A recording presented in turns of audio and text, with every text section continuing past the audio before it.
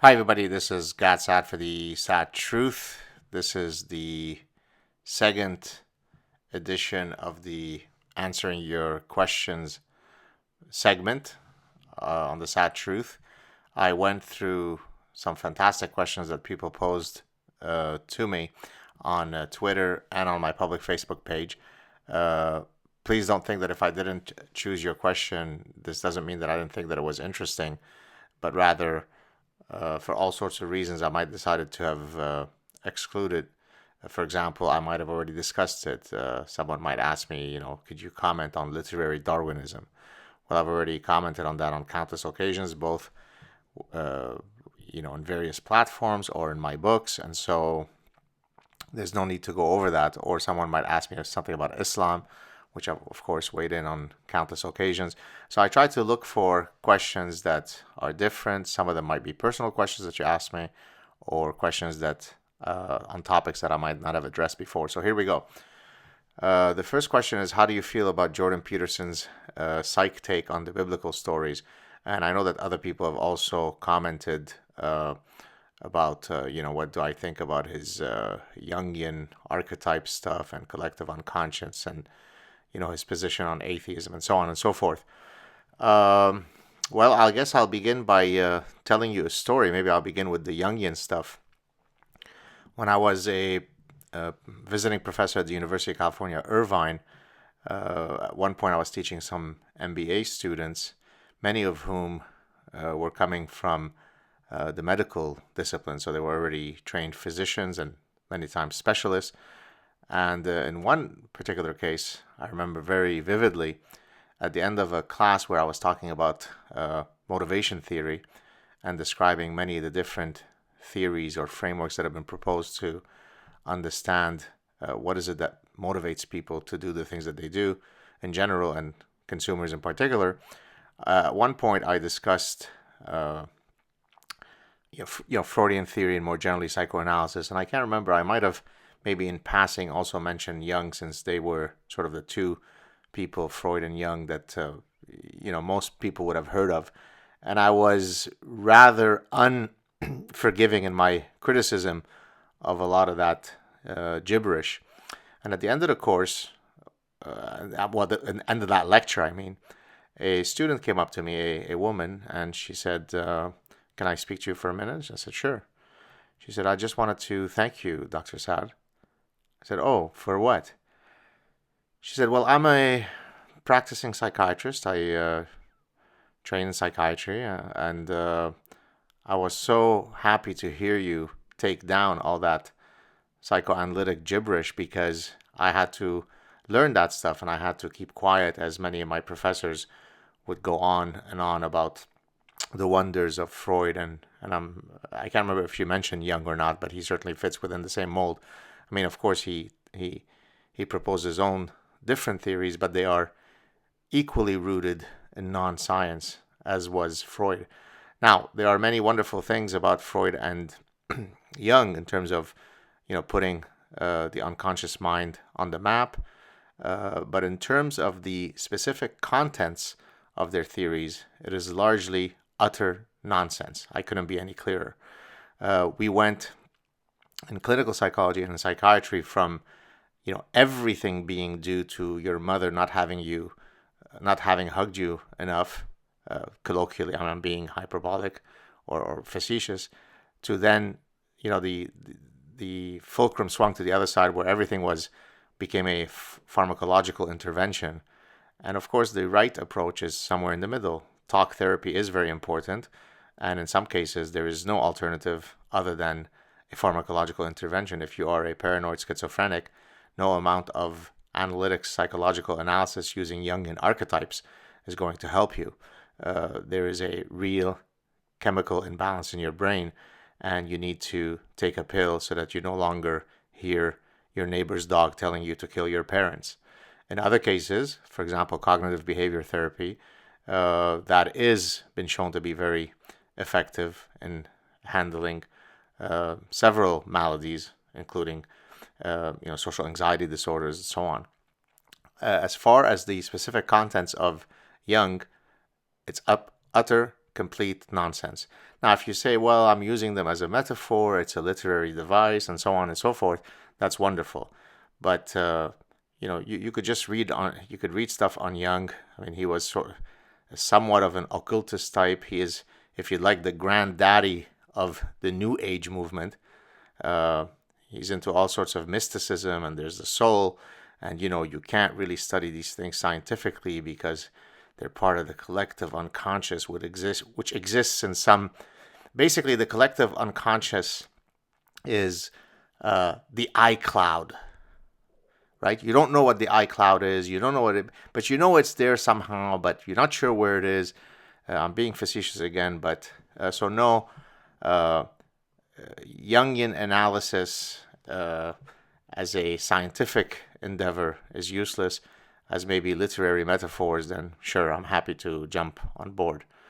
As far as the biblical story stuff, I haven't frankly watched any of Jordan's lectures on the topic, but I did watch one clip where he was arguing against, he was saying, I think the title was titled "The Problem with Atheism," and he said something to the effect of, well, if there weren't some sort of transcendent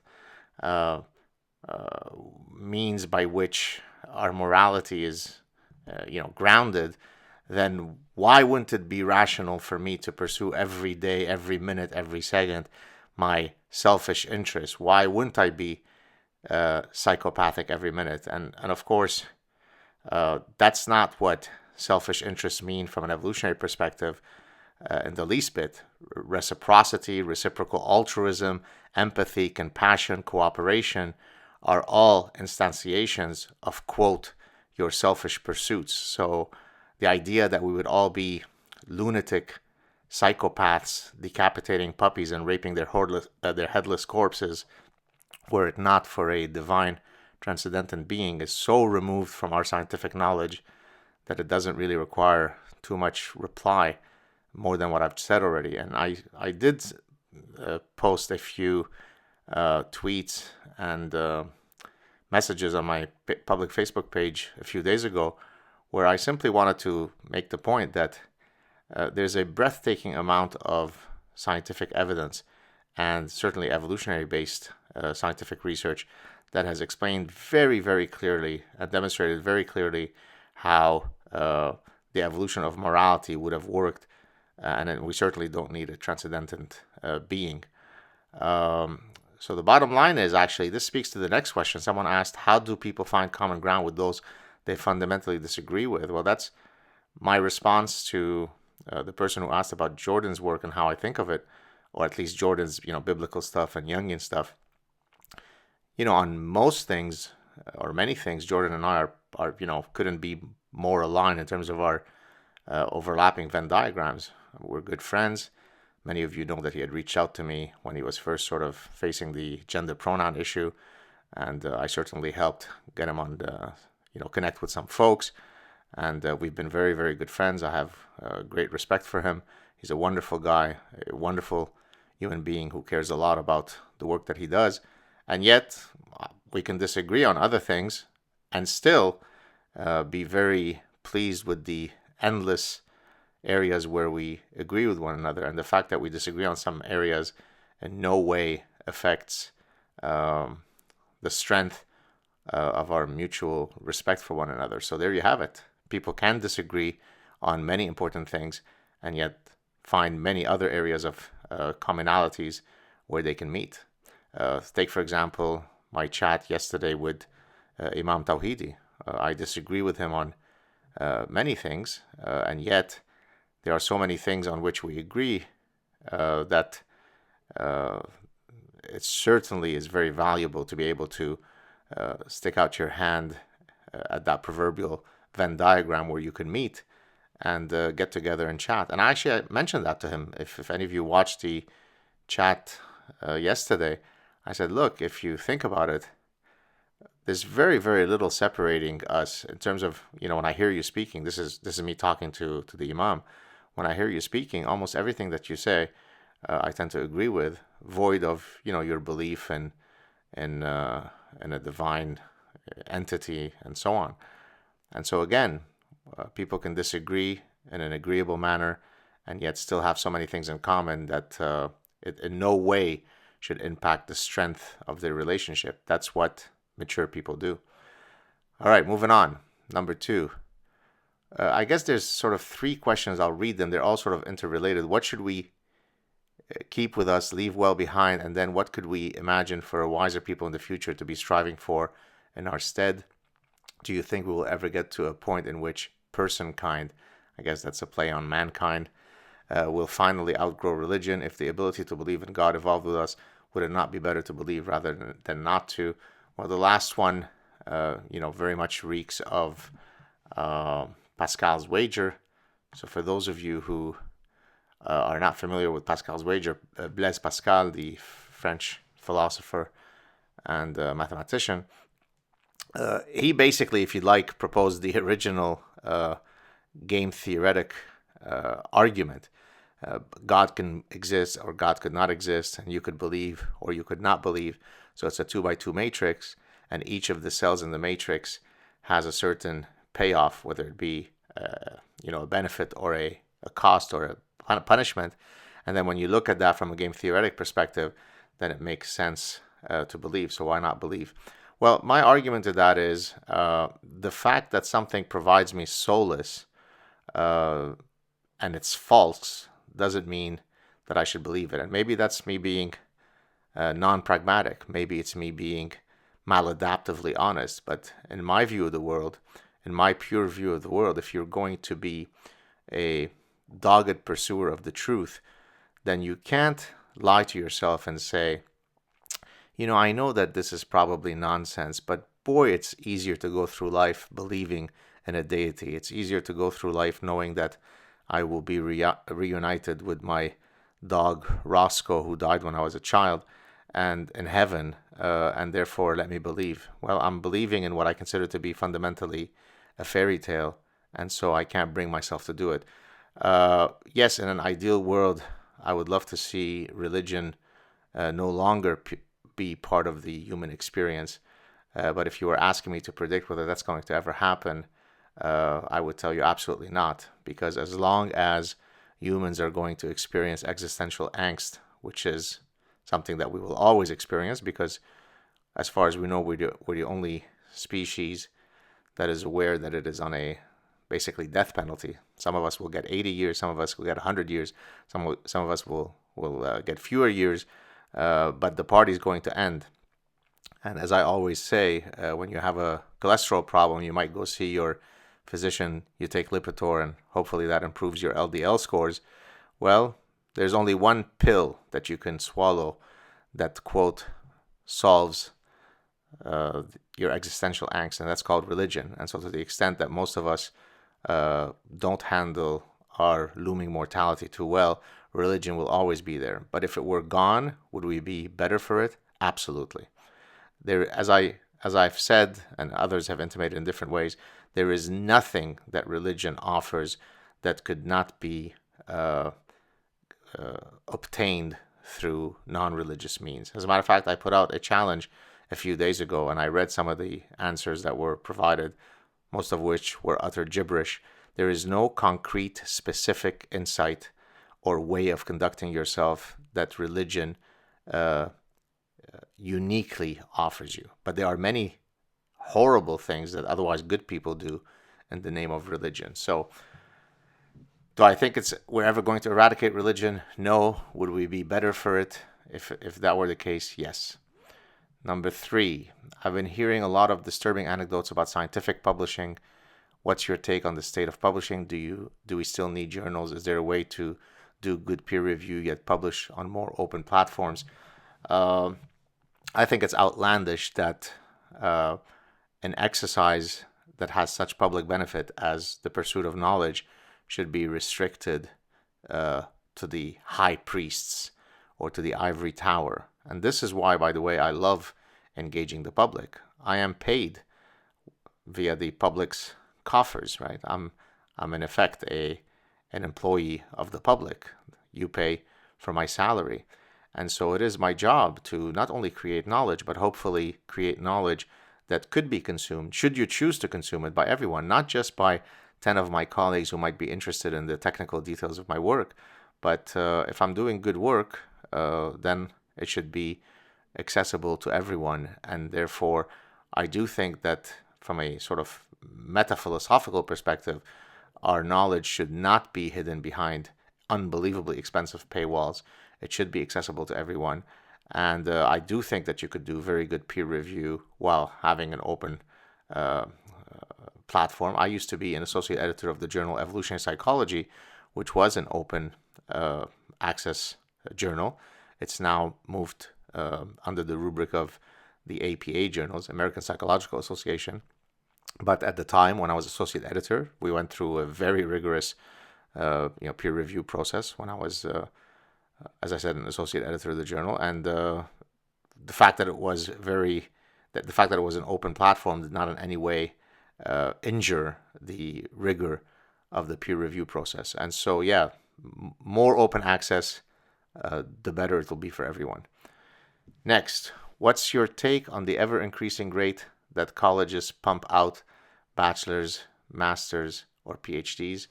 Do you think this hurts the scientific community? Example, very high competition for a few academic jobs, or lowering the standard to get more students to increase monetary gain for universities? I'm kind of conflicted about this one, because on the one hand, I'm someone who always says, just go get an education. It doesn't matter for what purpose, just keep learning. Now, I say that, though, not necessarily in the sense that you have to get the credentials. What's important is that you keep learning. And in today's democratization of the knowledge sources, right? Many of you are listening to this show right now precisely because the world is now open to you. You don't have to be enrolled in a class. You don't have to be taking a specific readings analysis, assigned reading list. You don't have to take an exam. Now, in some cases, of course, you do have to get the credentials and the degrees, but you could keep learning forevermore. And I encourage everybody to exactly do that.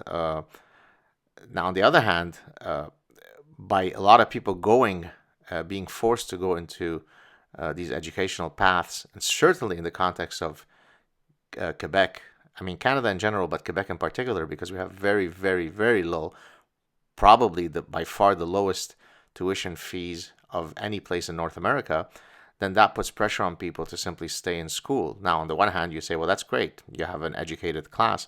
But on the other hand, a lot of people who otherwise would not be interested in getting a degree in journalism and communication studies and all sorts of other fields that don't necessarily train you in a profession, they might have, had a better trajectory in life had they gone, say, to vocational schools. And so I'm a bit torn, because on the one hand, of course, as a professor who is deeply immersed in the love of learning, I'm going to tell everybody, go on, keep studying formally. But if you don't, you could study informally and continue to be enriched forevermore. All right, number 5. What do you think about potentially building an algorithm akin to Google that fact checks the internet by comparing statistical claims to the worldwide information database? I'm not sure how that algorithm would work exactly. I'd have to hear more about it. But I do know that there's a group of graduate students, I think a few of them are at Yale University, and they started a portal called Open Mind, if memory serves me right, where they do this type of stuff. So if you go and visit a website that somehow via their algorithm they think its veracity is less than ideal, then a pop-up thing will come up and say, hey, maybe you want to check out these other alternative sources so that it sort of evens out your thinking about this topic. The idea being that they want to break you out of your, if you like, political or media source echo chamber. Now that seems a bit sinister to me, because there's sort of some big brother. Now in this case, big brother is it's not the government, but there's someone out there who somehow knows better than you and feels that they should lead you in the right, path out of your echo chamber. My position, I think, on these things is libertarian would not be the right term in that this is not governmental intervention, but my position would be buyer beware. I mean, you consume whatever information you want, And if you want to establish its veracity, it's your job to do so. I posted maybe a week or two ago, a photo that someone had sent to me. Now I trusted the person and the intention of the person. It was some sign about some sort of I guess he was referring to some Islamic folks who had put up a sign at a Melbourne beach saying, no dogs and no bikinis and so on. I wasn't exactly sure what the content was, but it seemed like this guy was reasonable. I think I might have even seen it float around. I receive a million things a day, and so I reposted it. And then a whole bunch of people wrote to me and said, look, I think it's a fake. And so I then, put an addendum saying, well, it looks like this might have been a fake one. So ultimately, the velocity at which things travel on the internet is very, very rapid. Most of the times, we'd like to think that we are looking at stuff that is veridical. Once in a while, it doesn't work out, and that's part of the cost of navigating in a world where information travels at such high velocity. Now, of course, if I'm writing by the way, I am pathologically anal in terms of how assiduous I am and how much of a perfectionist I am. But even for someone like me who is maladaptively perfectionist, when I'm interacting with people on social media, I'm not going to sit and do an investigative journalism task for the next 6 weeks before I validate the veracity of every piece of information that comes to my way, right? Sometimes you just retweet something because it seems interesting. And so people have to also be reasonable. I think many of us who are truly very pure truth seekers might make a mistake and share something that turns out to be false. So to answer the question again more generally, I'm not sure if I like the idea that there's going to be companies out there who are going to tell me how to behave in a way that is, more balanced. It's for me to decide how to navigate the informational ecosystem. Number 6, with your nephew in MMA reporting and your contact with Joe Rogan, are you interested at all in martial arts, either for your own personal entertainment or professionally? Well, before Joe Rogan and before my nephew, many of you know that one of my brothers was a Olympian judoka, and I actually, for those of you who may not know, when I was a very young kid, I was, I guess, pursuing in the footsteps of my brother, that particular brother is 10 years older than me. I actually had joined a club with a big Japanese champion, big master, and I think I was maybe 8 or 9 years old. We were living in Lebanon, and I started white belt, got to white belt, 1 black strip, white belt, 2 black strips, white belt, 3 black strips, and just when I was about to soon, hopefully, get my first colored belt, yellow, I ended up giving up because I was too interested in soccer and not interested enough in judo. I actually competed, I think it was the Lebanese championship. I lost in the first round by decision to a guy who was orange belt. And so that the interest in these types of fighting arts and sports has existed for a long time in my family, if only by virtue of the fact that I had a brother who was a big champion. But to answer the question, no, I'm not really into MMA. Joe was very nice and very kind to offer my wife and I tickets both to his stand-up comedy show, which was really fun, but also he gave us tickets to the MMA, the UFC event that was happening. This is a couple of years ago, and I went to it, and I actually ran into my nephew there, Ariel. And with all due respect, I think both my wife and I might have preferred injecting ourselves with herpes. I mean, it's exciting when, for that 1 second, but when you have 2 guys sweating and bleeding, both on the ground, 60 meters from you, you can't really see what they're doing, and they're just rolling around the ground. I'll watch Lionel Messi instead. Thank you. Number 7, how do your young university students react to your political and world views, seeing as how they run counter to what young people are forced to believe today? Also, how have you kept your job in academia while maintaining your political beliefs, and quite openly, publicly professing them online? So to first answer the students part, I've never had any problems in my classes directly with my students. In other words, well, first, that's because I don't discuss these types of issues in class. I restrict my conversations to the course materials. Now, for example, this semester I walked in because there were some security, regrettably, that had to, take some precautions because of some folks who, send me threats and so on. And so at one point, students were wondering why that was about. And so I had to explain to them, just to kind of put them at ease, what was the story behind why they were seeing the security. And so in that context, I might have given them a brief, description of some of the issues that I deal with outside of class and my public engagements. But I usually don't do it. And it's not for them to, be in favor or not in favor of what I think outside of the classroom. My job as their professor is to train them. My mandate is to train them, well, of course, how to think first, but then teach them about the substantive areas that I'm responsible for teaching them in the context of my role as a professor. And so I haven't really had any problems with students in class. Once in a while, I do get a student or two who will write some really nasty stuff in my teaching evaluations, but that's just part of life. They might say, oh, he's a sexist guy because he likes evolutionary psychology and so on. But overall, the students are certainly in my experience with them, they've been quite reasonable. In terms of how I've kept my job in academia, well, I do have tenure. I haven't violated anything that would make people not that would fire me. But I have incurred huge professional costs.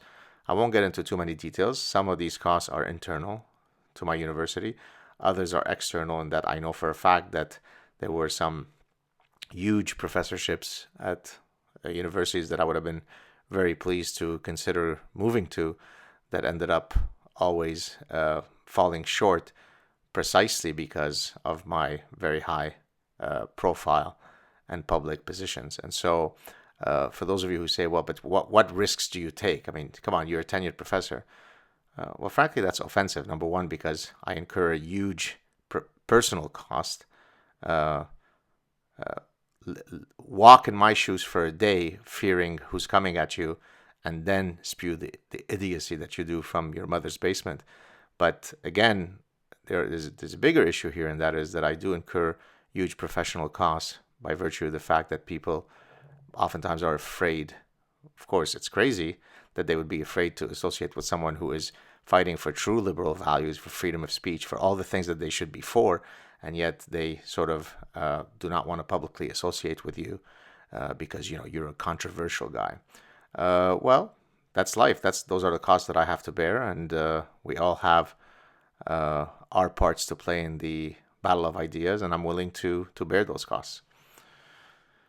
All right, so now there's about a few more questions, all of which are personal questions, about me.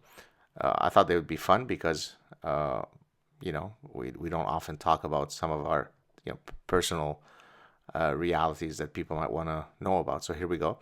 When you were younger, what made you gravitate toward studying mathematics and computer science? Thank you, and have a beautiful day. Well, that's a really good question, because there are several answers to that question. Number one, I always knew. I mean, I was interested and very good at two things in my life: soccer and just the cerebral life, my academic studies, my books. And so I always used to say, even when I was a very young kid, I was going to be a professional soccer player, and then one day I was going to become a professor. Then, of course, some of you know that my soccer career ended, in part because of some devastating injuries, but for other obstacles as well. And so then I focused exclusively on my education. And so since I knew that I was going to go in academia, my thinking was that as a first degree in university for my bachelor's, I wanted to study that which would best train my mind how to think. And there is nothing that does so more than mathematics and computer science. Now, I was also very interested in the topics, and I enjoyed it. And so it made sense for me to study mathematics and computer science. It's kind of like saying, if you're going to be an athlete and you're trying to prepare a regimen of training, what is the optimal routines that you could engage in so that your body is in maximal shape? And so that's the way I approached my study of math and computer science. independently of the fact that I also found the topics very, I'm someone who's very analytical, uh, very much appreciative of. So that's the second reason why I studied this. I'm someone who's very, if you like, pure in my thinking, perhaps to a fault, in that sometimes I'm less than pragmatic. I call it the God purity bubble is oftentimes in contrast with the sort of ugly non-purity that exists in the real world. But math and computer science allowed me to navigate in an epistemological pure bubble, right? There's a beauty, there's a purity in solving a mathematical theorem where there is no fuzziness. With data, even when you're applying the scientific method and you're being extraordinarily rigorous, right? It's messy, it's dirty, it has measurement error, it has all sorts of errors, experimental error. When you're solving a math problem or when you're writing code and you're creating this little universe, this little coding universe where either you have a bug or for every input that you input, you get the right output. Well, that really catered to my purity. And so in that sense, math and computer science was the perfect fit for me. And I certainly don't regret it. I look at it with great affection because it really, really helped train my thinking. Number 9, what is the philosophy in which you bring up your children? Wow, what a great question. By the way, every one of these questions, I could have probably spent an hour talking about them. Such wonderful questions. And I hope that you're appreciating my answers. I hope that I'm not boring you too much. But in any case, what is the philosophy in which you bring up your children? Well, number 1, I give them a great amount of love. I let them know that they are loved. So I don't have a philosophy, but rather a set of edicts by which I just live life. I treat them with love. I can be tough on them if they misbehave, if they are being disrespectful, if they exhibit something, if they do something that is mean, that they ought to not do. So I'm not one of those parents who gives them a trophy every time they have a bowel movement. And so I'm infinitely loving, infinitely demonstrative in my love for them, but also I am your dad. You do owe me respect. There are lines that you shouldn't cross. I also treat them as though they're little adults. I don't infantilize them. And so I will talk to them about issues. I mean, I could show you little notes that my daughter will write to me where she says, well, why are you upset? And I say, oh, there's some idiot, some social justice warrior who wrote this and that and so on. And then she'll write a note saying, don't worry, Daddy, I love you. Don't let the social justice warrior, she actually write SJW. She's a little girl. And so I bring them into my world. I respect them as thinking, feeling beings. Just because they're children doesn't mean that we have to speak to them, with the goo goo gaga stuff. You could speak to them as little people with brains, with emotions. And so you speak to them with dignity and respect. You show them infinite amount of love. You tell them how to live life properly. And then you hope for the best as they grow up. Number 10, what are you currently reading or have recently read that you would recommend to your viewers? I'm going to hold off on this one because several people wrote to me asking, hey, can you give us a list of the top evolutionary psychology books or a list of what you're reading or, the most influential books that you've read and so on. So maybe what I'll do, I wanted to at least read it now to say that I've heard your request. I'll probably put together a SAAD TRUTH clip at some point where I do exactly that. I did do a SAAD TRUTH clip a while ago where I highlighted, I think it was maybe 2 books that were very, very important to me, at least in my public engagement against the tsunami of lunacy, the postmodernists and the critical race theory guys and the radical feminists and so on. But so let's hold off and I'll come back to that. What are your future plans for the SAAD TRUTH? Same question for the Patreon service. Would you consider making your lectures public like Peterson does with his YouTube channel? That's a great question. I've been toying with this for a very long time. I do hope that you guys appreciate that if I were to never engage in the uh, activities that I do here on YouTube and in my other public engagements, I live a professional life where I could be working, 10, 12, 14, sometimes 18 hours a day just on my career as a professor. And so all the stuff you see me tweeting and public Facebook page and the shows that I do, this is all extra stuff. This is going from somewhere else. It's going from time spending with my family, or from sleeping, or from doing something else. And so it's been a difficult balance to strike, because I'm very, very committed, of course, to my, career as a professor, but also I absolutely am enthralled by being able to communicate with so many people and share ideas, and using all of these wonderful social platforms. And so I have several things in mind. I mean, I certainly have thought about posting the lectures, certainly from university. The problem is there are certain, I don't know how Jordan does it, how Jordan Peterson, but I'd have to get the clearance from the university. I'd have to get the clearance from all the students. What if a student asks a question but doesn't want to be taped, and so on. And so I had kind of looked into it. Maybe again, I was being too anal to try to cross all the T's and dot all the I's, but there is a bit of sort of legwork that would need to be done. And so that's one of the reasons why I had been hesitant to do it.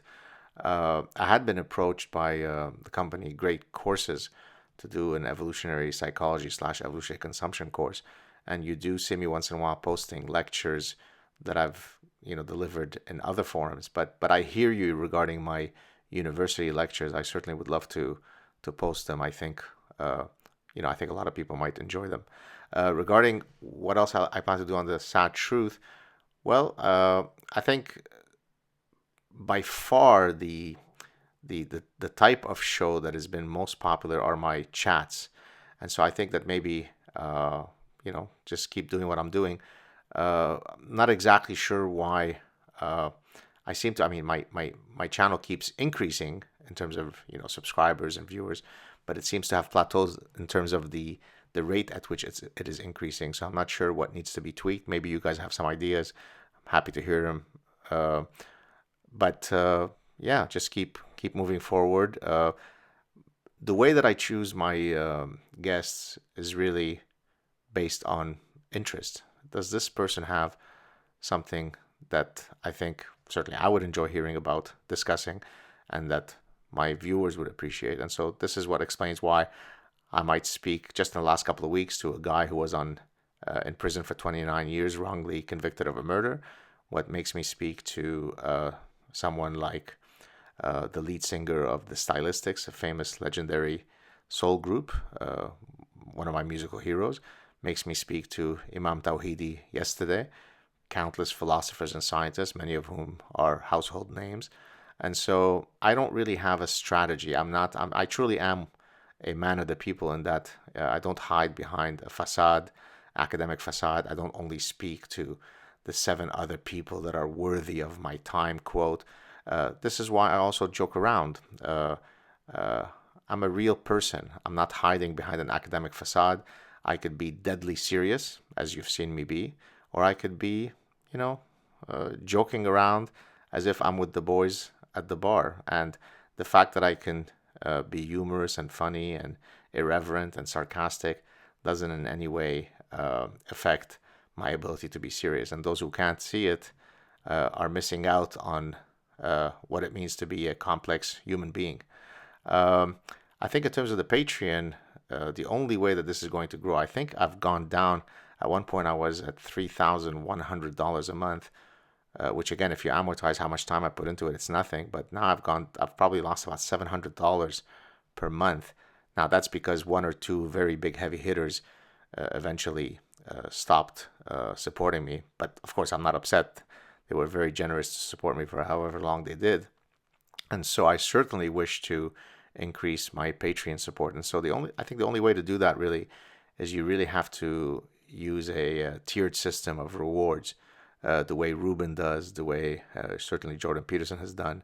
I don't do that, right? I just basically say, you could watch my content for free and be a free rider. Just kidding, it's okay. Or you could, just pay me whatever you'd like to pay me. Now, some people are generous enough to to close the reciprocity loop. Most aren't. And so I think the only way to really improve the Patreon donations is to offer more in return. If you give $20 or more, I'll send you a photograph, and if you do this, I'll speak to you for 10 minutes. The way many of the heavy hitters do. And so I think that would probably be the next step in terms of the reward structure. The last two questions. What's your favorite flavor of ice cream? I left the most important questions for last. Well, I only eat, I don't have much of a sweet tooth, which of course is going to surprise you since you know that I'm a rather rotund guy.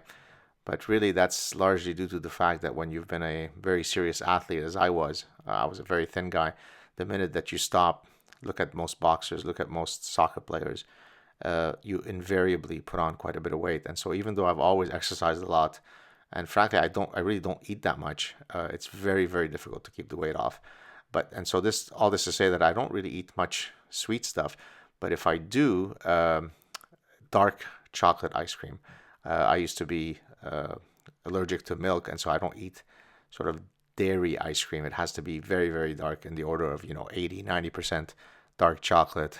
Then we're in business. Many years ago, my wife and I had gone to Sicily for 2 weeks, and I think most of our caloric intake during those 2 weeks was eating nothing but dark chocolate gelato. And finally, the most important question: can you please explain in detail your luscious hair care routine? And the answer to that is one word: jeans. And I don't mean the jeans that I wear, the jeans that I carry. So there you have it, folks. I hope that you've enjoyed this answering your questions segment. I think this is the second one. I hope to maybe try to do one maybe every month, every 2 months, because I know that my viewers are just unbelievable. Once in a while, I try to read.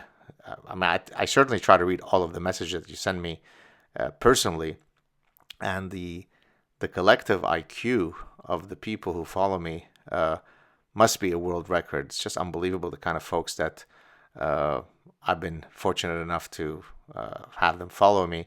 And so I know that you've got incredible questions, and I hope to be able to answer as many of them as I can. Hope you're having a great Saturday. Have a great weekend. I'll talk to you soon. Cheers.